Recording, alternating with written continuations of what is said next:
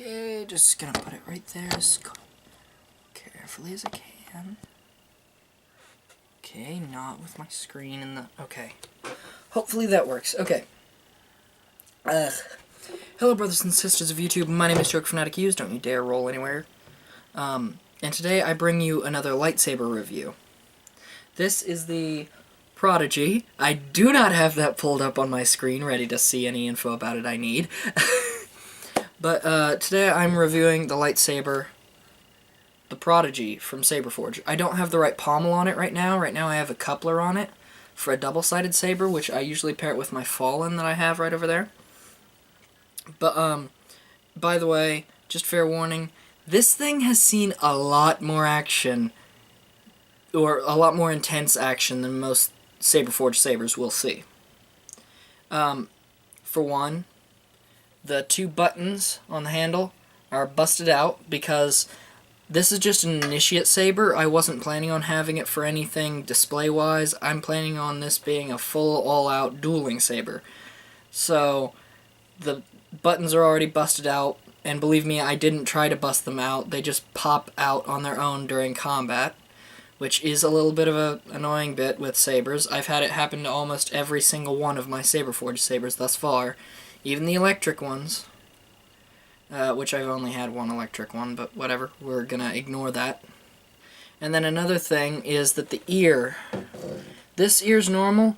This ear got bent back when Dragon Man slid his blade down this one and bent it sideways. Then the blade itself, I've actually cracked. Yeah, they say high intensity, high action dueling is what it's equipped for.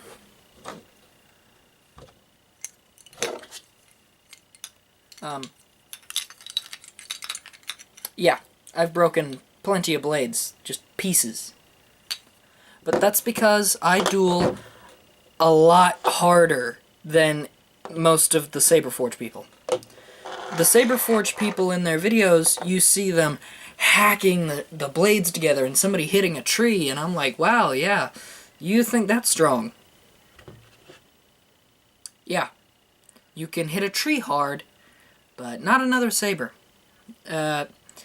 Now, keep in mind, this is from like an hour of non-stop dueling and high-intensity dueling.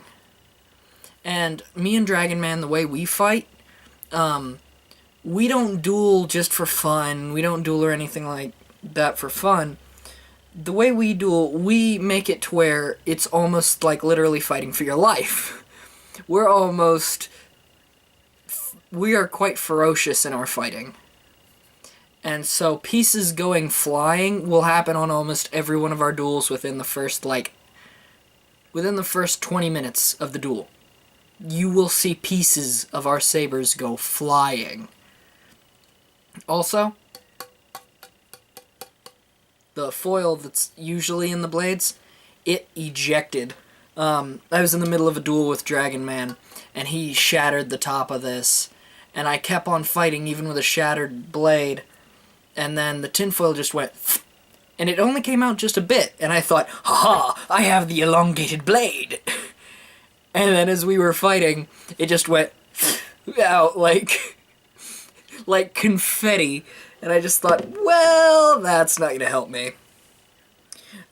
With this saber, I have actually fought Dragon Man while he was using a whip. What he did was he wrapped like a cord around his wrist, and then he attached a little metal spike to the end. By the way, no, we don't usually fight with a saber and something that's not a saber. We usually stick to saber, because we know that that's the regulations. But once this was already broken, we decided, you know what, it's not going to meet regulations anymore for this blade. So we took a rope and wrapped it around his wrist, and on the end was a metal spike. And so he was whirling that thing around like a whip, and he'd always keep trying to hit me with it. Luckily, I'm trained in actually how to deflect a whip. So I deflected it back straight at his chest, And that hurt him, but also with his saber there's some spikes on the top. I believe his is the acolyte. So he tried to deflect his own rope that was attached to his wrist, and he accidentally stabbed himself in the chin with the spikes. We believed I had drawn the blood from his chin at that moment, but actually it was him. Yes, in our duels we draw blood. That's how intense me and Dragon Man fight with these things. He had bloody knuckles. I've had bloody knuckles before. He had a bloody chin. We've fought to where if you witnessed one of our duels, just a segment of one, you'd think we were actually trying to kill each other. Usually we stop when blood is drawn, but I mean, if it's on the hands, we sometimes don't. But other than that, when blood is drawn, yeah, we stop. But, yeah. So this saber has definitely seen its wear. It's the Prodigy. It's the Saberforge Prodigy with polish and clear coat. It already has plenty of little markings on the handle from the fights I've had. That's to be expected. But yeah, mine's not an electronic one, and I don't have the actual coupler on it. It's a really good saber, in my opinion, because if you're a specialist of doing light attacks and quickly spinning it around the spin point, this thin neck piece here really does good at being a spin point. Right now I don't have space to spin it, but you really can just spin it right around that choke point. As I said, don't have space to spin it. But yeah.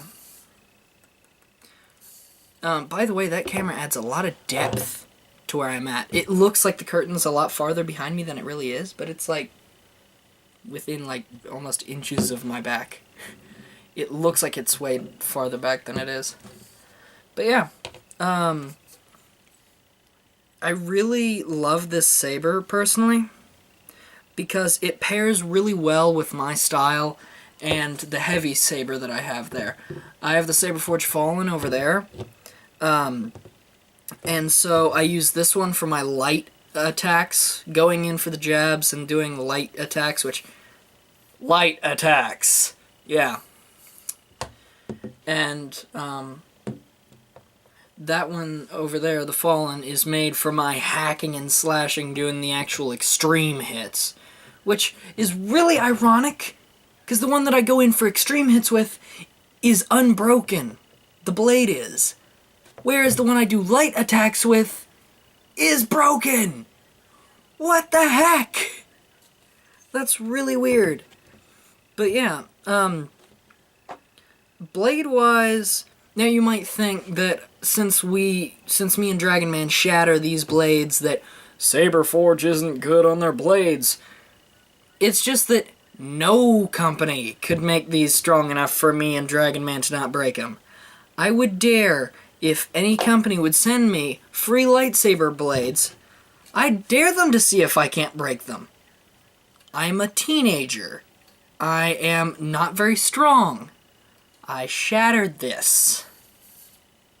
I would dare any company to send me some lightsaber blades and see if I can't break them within an hour of constant combat between me and Dragon Man. Because we train for actual fights. We train for if somebody actually wants to kill you. So, yeah, and we're trained in the formal forms, stuff like that. We know what we're doing when it comes to saber fighting. So we know how to break these suckers. You ever tried to gem so against a gem so? It ends in breaking. Any saber form specialists out there who know what I just said, you know what I mean. Dejemso versus Dejemso, you don't fight that. Anyway, but yeah. Very good saber with a bent ear there from combat. The handle is very nice, and it really does conform to your hand very well. Two-handed place holds would be like this. One-handed would be like that. You want to keep to where your spin point's right there so you can quickly spin your hand around. And yeah. Normally there's a mace here for you to come in and hit somebody in the face with the mace. It's a very, very, very rare time when you'd ever be able to do that, but it would be quite effective. So yeah. But I would just insist with Saberforge, with their sabers, if somehow you can make the blade stronger, that would be much appreciated, because they can't stand up to me and Dragon Man for even an hour. But so far, there's no company that can stand their blades up to us. None. So, you know, you're probably top of the market, but, like, nothing can stand up to me and Dragon Man. So, and yeah. Also, with Saberforge, are you able to make it a request to where whenever somebody's buying an initiate handle, you ask them if they want the buttons permanently sealed in there, like welded on the backside, so that it doesn't affect the look of the outside, but they're like welded to the inside? Because that would be much preferred, because right now it looks like somebody just busted the saber on the internals, but like the buttons, they just pop out. I'll be fighting in the middle of me and Dragon Man fighting, and I'll hit my handle, and then just ping, and I'm like, oh, what the heck? And they're like these little pill-shaped things. The electronic ones, whenever they pop out, you have the big socket behind it that has all the electronics connected. Whereas when you have the initiate one, it's just this little metal pill thing that pops off. There's no back socket to it at all. There's no thick piece to it. It's this slim, little itty-bitty piece, which I don't think I have a button in my broken pieces vault. Yes, I keep each broken piece that I find to be like, hey, and I just make it rain broken pieces like, hey, dude, you're not doing well. But, yeah. Because so many people have told me, oh, they're unbreakable, and then I'll just take pieces and just... Yeah, unbreakable, sure. I'm not trying to diss the company. They're a wonderful company, and Saberforge, I would definitely recommend them. You should definitely buy their sabers. They're, in my opinion, to my experience, the Saberforge buying process is a lot easier and straightforward than... Ultra Sabers, yeah. Saberforge is much more straightforward and easy to manage than Ultra Sabers. That might just be that Ultra Sabers is more complex in their requests or something. I'm not sure, but in my experience, Saberforge is easier to get along with. Not get along with, but like to get through their purchasing system. I am planning on maybe getting a thin neck saber in the future, and I keep hearing that the thin necks just keep unscrewing mid-fight and like they'll go down into the handle or they'll fly off. So I'm planning on asking if they can like weld on the inside to where the thin neck doesn't unscrew, to where it's just permanently on there, because I'm not going to get an electronic saber again, because I'm not one for display sabers. I'm one for a combat saber, and the only time it would be on display is when the blade is not in it, meaning I don't need any electronics for my sabers. I just need them to hang on my belt if I need, or to be combat ready. That's the way I use my sabers. Also, something I might ask Saberforge to make as an option is a D-ring here instead of your snap-on cover tech knob, because I was thinking of getting the D-ring pommel, but I was thinking I want the D-ring, but I also want the mace to be on here. But there's no option to get a D-ring on here, and I don't know any place nearby or how to contact anyone to do a custom for a D-ring on there. But yeah. Sorry if I went on a little bit of a tangent in any of this video, I'm sorry. But, all in all, the saber's amazing, personally. It has definitely held out on its duty. It's definitely done its fair share of combat. And also, the older blades of Saberforge shattered into these little shrapnel pieces. Just itty-bitty shrapnel pieces. And, now, this is a newer Saberforge model. It just broke into one piece. That's just one piece it broke into. So I do think that that's actually good. That might have just been part of luck on how it broke, but it managed to break into one piece instead of several glass shard pieces, basically. It kept into one piece.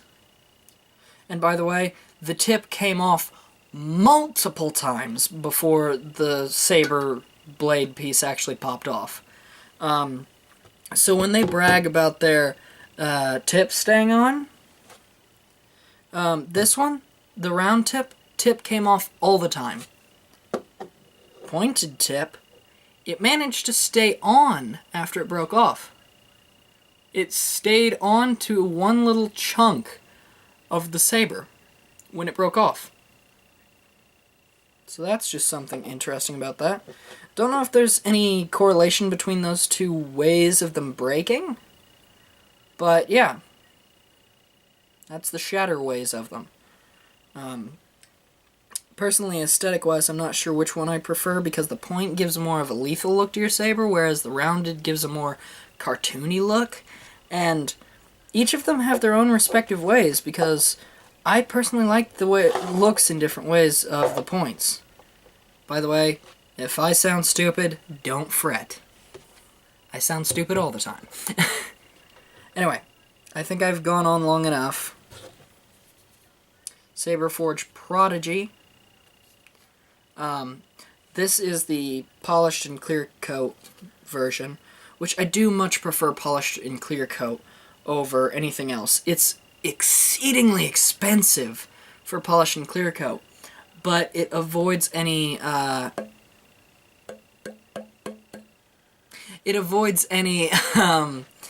any incidents of wear and tear when it comes to natural age and degradation. But it also makes for a much smoother grip, because whenever I'm wielding the ones that aren't polished or clear coat at all, it feels like the edges almost cut off the skin on my hand, and I'll find like dead skin inside the crevices of the ones that don't have polished and clear coat, and it's like, ugh. It's literally cutting off the dead skin of your hand whenever you're dueling with those, but the polished and clear coat doesn't do that. You don't run into any cutoff at all with these. So polished and clear coat is definitely the way to go if you don't want to be grossed out and you don't want your saber to age or rust or anything like that. Anyway.